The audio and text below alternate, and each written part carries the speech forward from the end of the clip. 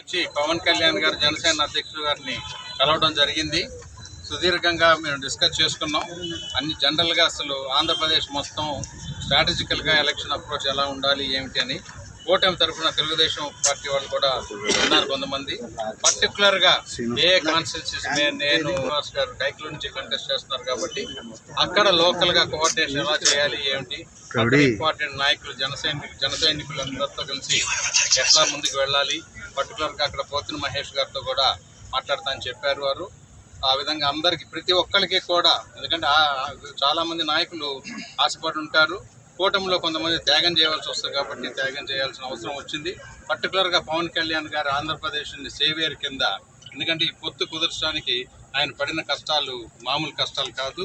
దాంతోపాటు ఒక ఎంపీని సాక్రిఫైస్ చేయాలంటే ఆయన సొంత అన్నయ్య నాగబాబు గారిని కూడా తప్పుకోమని చెప్పి అనకాపల్లి కూడా బీజేపీకి ఇవ్వడం జరిగింది. వాటన్నిటి కూడా ధన్యవాదాలు చెప్పినాక ఆయన కూడా డెఫినెట్గా కాన్స్టిట్యున్సీస్కి వచ్చి మా గురించి ఆయన కూడా క్యాన్వాస్ చేస్తా అన్నారు. ఆయనకి ఇక్కడ పిఠాపురంలో ఆయన బిజీగా ఉన్నప్పటికీ కూడా ఆయన సానుకూలంగా చెప్పారు. డెఫినెట్గా వచ్చి సపోర్ట్ చేస్తానని చెప్పారు.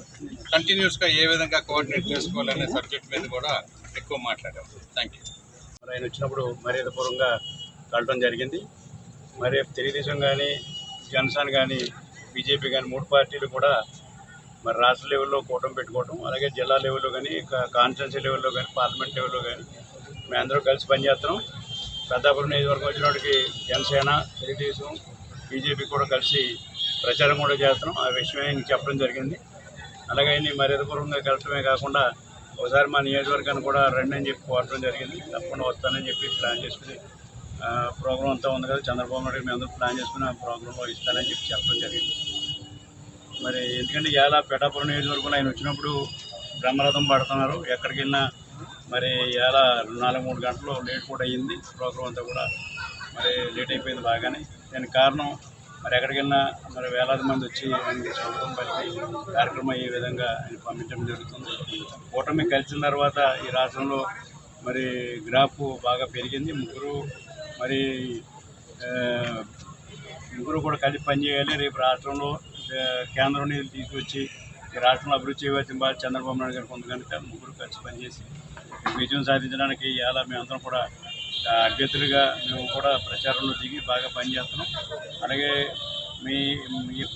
మాకు పవన్ కళ్యాణ్ గారు, అలాగే చంద్రబాబు నాయుడు గారు, అలాగే బీజేపీ నాయకులు పూర్తి సహకారం కాన్ఫరెన్స్లో కూడా ఇవ్వడం జరుగుతుంది. అలాగే ప్రోగ్రామ్స్ కూడా ఇచ్చి కాన్ఫరెన్స్లు ఇవ్వడం జరుగుతుంది. మరి ఇదే విధంగా మరి ఎన్నికల వరకు కూడా ఈ వాతావరణమే కొనసాగిన. ఎందుకంటే జగన్మోహన్ రెడ్డి డిస్టర్బ్ చేయడానికి అనేక ప్రయత్నాలు చేస్తున్నాడు. జగన్మోహన్ రెడ్డి గారు అయితే ఏదో విధంగా గొడవలు పెట్టాలి ఇలా అని చెప్పి ఆయన ఉన్నాడు. ఇలా పెన్షన్ల విషయానికి వస్తే ఆయన దగ్గర డబ్బులు లేక మరి వాలంటీర్లనేమో వెనక్కి పంపించి ఎన్నికల కమిటీని పంపించాడు. చంద్రబాబు నాయుడు గారు 2014-19 వరకు కూడా 1వ తారీఖుని పెన్షన్లు ఇచ్చేవాడు. ఆయన కరెక్ట్గా ఇచ్చేవాడు. ఆయన వాలంటీర్ పెట్టాడు, వాలంటీర్లు ఇవ్వడం జరుగుతుంది. దాంట్లో తప్పులు ఏమీ లేదు. కానీ వాలంటీర్ తీసేసిన వల్ల చంద్రబాబు నాయుడు ఇదంతా కుట్ర పన్నాడు, పవన్ కళ్యాణ్ కుట్ర పన్నాడు అని చేత మీకు పెన్షన్ రాలేదని పెద్ద ఎత్తున వైసీపీ నాయకులు ప్రచారం చేస్తున్నారు. అదంతా కూడా ఖండించడం. ఎందుకంటే బాధ్యత ప్రభుత్వం ఉంది. ప్రభుత్వం ఆల్టర్నేటివ్ చేసి మీకు ఇమ్మని చెప్పి అధికారులు డైరెక్షన్ ఇవ్వడం జరిగింది. మొత్తం మీద తలుంచి ఈవేళ 3వ తారీఖు నుంచి 6వ తారీఖు వరకు ఇస్తానని చెప్పి గవర్నమెంట్ జీవో కూడా ఇవ్వడం జరిగింది. ఎవరు ఆందోళన పడక్కర్లేదు. ఎందుకంటే ఈయన దగ్గర డబ్బులు లేట్ అయ్యి ప్రభుత్వం ఖజానా ఖాళీ అయిపోయింది. ఎక్కడో అప్పు తెచ్చి ఆ అప్పు తెచ్చి 3 రోజులు కూడా తెలుగుదేశం మీద జనసేన మీద దోసి ఈవేళ ప్రయత్నం చేశాడు. మేము కూడా తిప్పుకొట్టడం జరిగింది. నీకు అసమర్థత పరిపాలన, నీకు చేతకాని పరిపాలన చేస్తున్నావు నువ్వు. మేము 2014-2019 కూడా 1వ తారీఖున ఇచ్చిన సంగతిని వాలంటీర్ లేకుండానే ఇచ్చిన సంగతి మా అందరికీ తెలుసు, ప్రజలందరికీ తెలుసు అని తిప్పుకొట్టాం. గల్జీకి వచ్చాడు కనుక ఇవాళ మళ్ళీ డేట్లు ఇచ్చి తొందరగా ఇమ్మని చెప్పి చెప్పడం జరిగింది. అలాగే ఇలా ఎన్నికల్లో కూడా తెలుగుదేశం పార్టీ జనసేన బీజేపీ కూటమి బలపడింది. తెలుగుదేశానికి విపరీతంగా జాయిన్ అవుతుంటే ఈ నాయకులు ఇక్కడ నాయకులు ఏం చేస్తారంటే వైసీపీ వాళ్ళనే ఆ గ్రూప్ ఈ గ్రూప్ అని చెప్పి మళ్ళీ తిరిగి వైసీపీ నాయకులనే జాయిన్ చేసుకుని కొత్త నాటకం తెరతీశారు.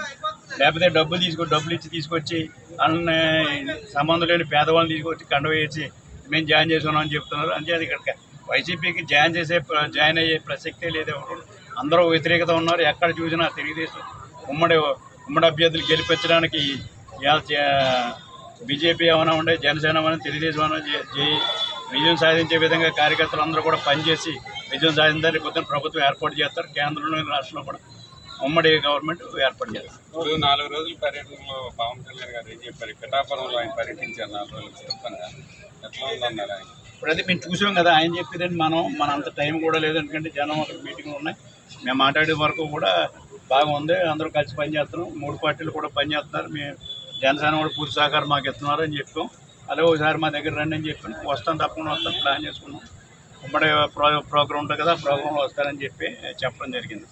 ఏదేమైనా ఇవాళ పిఠాపురం నియోజకవర్గానికి వచ్చినప్పుడు పెద్ద ఎత్తున జనం స్వాగతం పలికి ఆయన కూడా చాలా స్పీడ్గా మూవ్ అయ్యి ప్రజల్లోకి వెళ్ళి ప్రజలందరి సమస్యలు తెలుసుకోవడం జరిగింది. ఇదే వాతావరణం ఉంటారు. రేపు పొద్దున్న పవన్ కళ్యాణ్ అత్యధిక మెజార్టీతో గెలుపొందడమే కాకుండా మరి రాష్ట్రంలో కూడా మరి తెలుగుదేశం పార్టీకి, అలాగే బీజేపీ పార్టీకి, జనసేన పార్టీకి కలుపుకుని చాలా అత్యధిక సీట్లు కూడా రాబోతుంది. పవన్ కళ్యాణ్ మూకుమ్మడిగా వైసీపీ మంత్రులు, ఎంపీలు ఓడించడానికి మూకుమ్మడిగా దాడి చేస్తారు. అసలు కాదు, ఎవరి తరం కాదు. వైసీపీ నాయకులు వాళ్ళని ఎకరానికి వాళ్ళకి దారి లేవు. ఇవాళ మా అమ్మని ఎక్కడ ఓడిస్తారు. ఇవాళ ఈ మంత్రులకి డిపాజిట్లు లేని పరిస్థితులు వచ్చినాయి. ఇవాళ ఇక్కడ ముఖ్యమంత్రి గారు కూడా అదే పరిస్థితిలో ఉన్నాడు. అక్కడ వీళ్ళకి ఇన్ఛార్జీలు వేసారు. వాళ్ళ నియోజకవర్గాన్ని చూసుకోవట్లేదు, పక్క నియోజకవర్గాలు ఇన్ఛార్జీలుగా చేసే పరిస్థితి ఏమీ లేదు. మేము చాలా స్ట్రాంగ్గా ఇన్ఛార్జీలు పనిచేసిన వీళ్ళ పక్కన కూడా వెళ్ళే పరిస్థితి కనపడుతుంది. మీ తోటి నాయకుడు అనపర్తి మాజీ ఎమ్మెల్యే రామకృష్ణారెడ్డి సీటు కోసం రామకృష్ణారెడ్డికి సీటు ఇవ్వలేదని చెప్పాడు. మేము కూడా వెళ్ళాం, మాట్లాడాం. చంద్రబాబు నాయుడు దృష్టి కూడా తీసుకెళ్ళాం.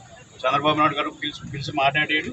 ఆయన డెసిషను తొందరలో చెప్తానని చెప్పాడు. 2 days టైం ఏమని చెప్పాడు.